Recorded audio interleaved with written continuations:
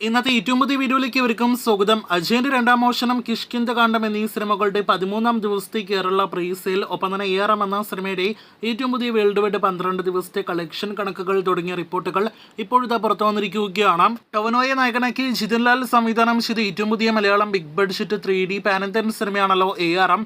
ചിത്രം കൃത്യം 12 ദിവസങ്ങൾ കൊണ്ട് വേൾഡ് വൈഡ് കളക്ഷനായിട്ട് 72 കോടി രൂപയ്ക്ക് മുകളിലെ ഗ്രോസ് കളക്ഷൻ നേടിയെടുത്തിരിക്കുകയാണ്. അതേസമയം കേരള കളക്ഷൻ 40 കോടിയും കടന്നിരിക്കുകയാണ്. ഇന്നലെ ഏകദേശം 1,35 ലക്ഷത്തോളം രൂപയാണ് സിനിമയുടെ കേരള ഗ്രോസ്.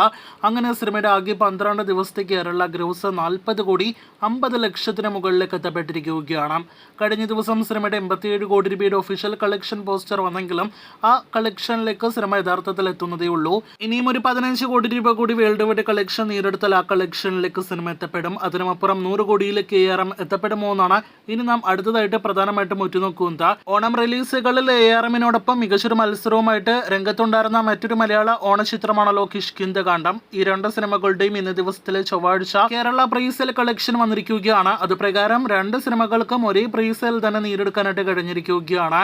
നേരത്തെ ഞായറാഴ്ച പ്രീസെയിലായിട്ട് രണ്ട് സിനിമകൾ 1 കോടിയായിരുന്നു പ്രീസെയിലായിട്ട് നേടിയെടുത്തതെങ്കിൽ ഇന്ന് ചൊവ്വാഴ്ച 29 ലക്ഷമാണ് രണ്ട് സിനിമകളും നേടിയെടുത്തിരിക്കുന്നത്. തിങ്കളാഴ്ച പ്രീസെയിലേക്ക് വരികയാണെങ്കിൽ ARMന് 33 ലക്ഷവും അതോടൊപ്പം തന്നെ കിഷ്കിന്ധകാണ്ഡത്തിന് 39 ലക്ഷവുമായിരുന്നു കേരള പ്രീസെയിൽ ഗ്രോസ്.